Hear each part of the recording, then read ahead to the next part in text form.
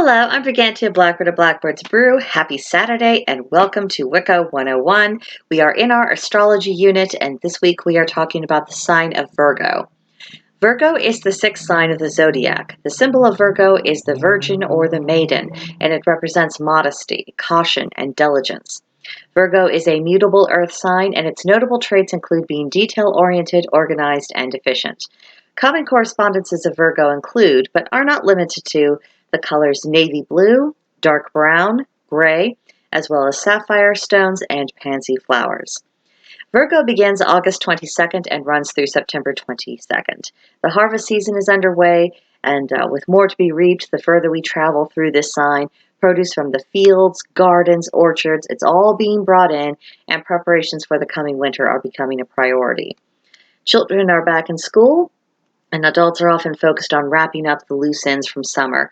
Some households actually have a fall cleaning, in which not only is the home cleaned and organized from top to bottom, it's also a moment to bring in the heavier curtains, the heavier blankets, warmer rugs, and even warmer clothes out of storage and to begin putting them in place so that you're ready for the cooler months.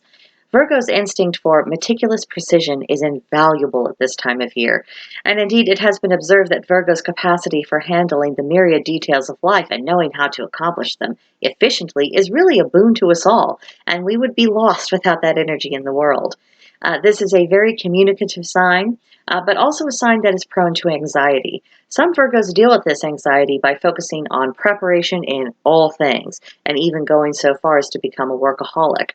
This can make it difficult for Virgos to find balance in life, but it is worth noting that this is a coping mechanism, and it helps them when their worries start spinning out of control, and it can turn that turbulent emotion into productive results.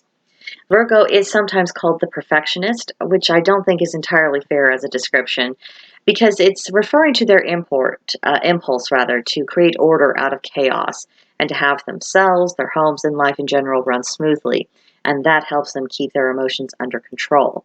Now, an unhealthy Virgo can go overboard, but once there's acceptance that the world is imperfect, as are the people in it, including them, a realization that may require administering smelling salts to the Virgo.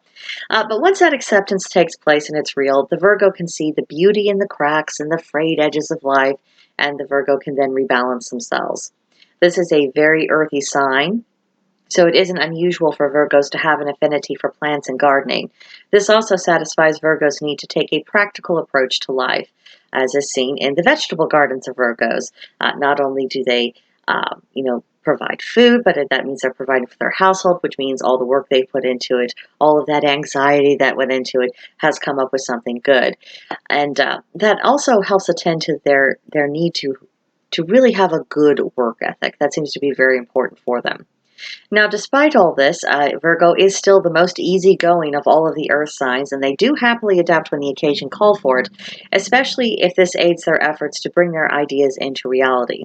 Sometimes they do tend to go along to get along too much, but when a Virgo learns to set useful boundaries, they are ideal community builders. So, that is the sign of Virgo in a nutshell. Now for our homework for this week.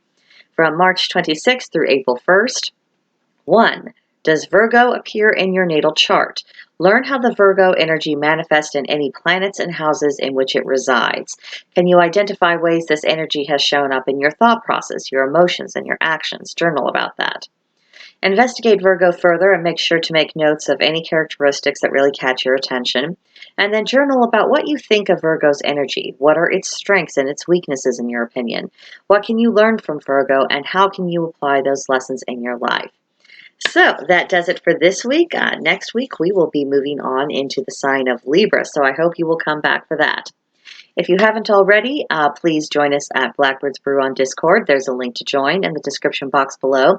You can reach out to talk about this class or anything else having to do with paganism or witchcraft there, or you can leave your comments here down below.